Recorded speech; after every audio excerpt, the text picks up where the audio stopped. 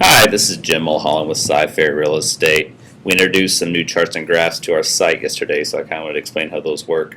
So first of all, I'm a charts and graph junkie, and one of my favorites is the Google Finance charts and graphs to research stocks. So for instance, if I go in here and research Google by putting in the Google stock symbol, it will show me the stock price over the past X number of days. You can look over the past year, so that's what Google stock's been doing. You have the price on top, you have the volume on the bottom. If I wanted to compare that to Apple, for instance, I add that, and now I'm going to get the Apple comparison, how these stocks compare over the past, in this case, year. I can change it to 5 years and see that Apple's up, a lot more than Google, and I can add, more stocks too. So, point is, it's nice and easy. You can zoom in and out based on the slider here in the bottom. So I was thinking that'd be cool to do this similar for subdivisions in neighborhoods. So to see how prices have changed in a particular subdivision, and volume would be similar to the number of sales in the subdivision. The main option right now is on HAR. You can click down here in the footer, subdivisions and neighborhoods on HAR.com and do a search for, say, Coles Crossing. Look at that, and you can add it to your favorites. So it's already in my neighborhood. So right now I have Coles Crossing and Fairfield. Say if I want to do Longwood Village, I can add Longwood to my favorites. And then if I wanted to compare, it'll give you a nice little square foot compare chart, so I can see how these have compared over time in terms of dollar per square foot, which is fine. It doesn't give me a percent change, but at least gives me an idea. I wanted a little more than that, so I created my own charts. If you go to cypherrealestate.com and under communities, go to neighborhood comparison charts, you'll see a chart that looks very similar to what we just saw on Google. Here, so I have 8 subdivisions. I default to Coles Crossing, but here for the past year, I can see on the top the dollar per square foot for the particular community. In this case, it's Coles Crossing.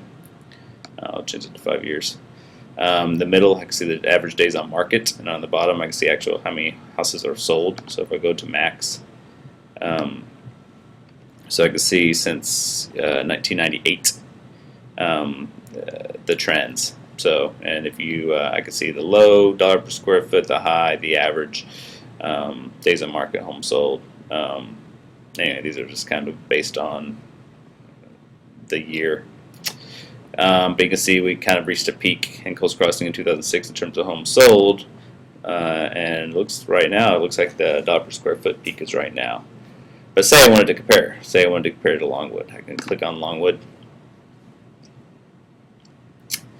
and I will now have another line on here for Longwood. But what's cool is I don't see the dollar per square foot. I see the actual return on investment, so how much the price has changed in this time period. So this is 1998. Longwood's value has gone up 43% per square foot, and Coles Crossing 32%.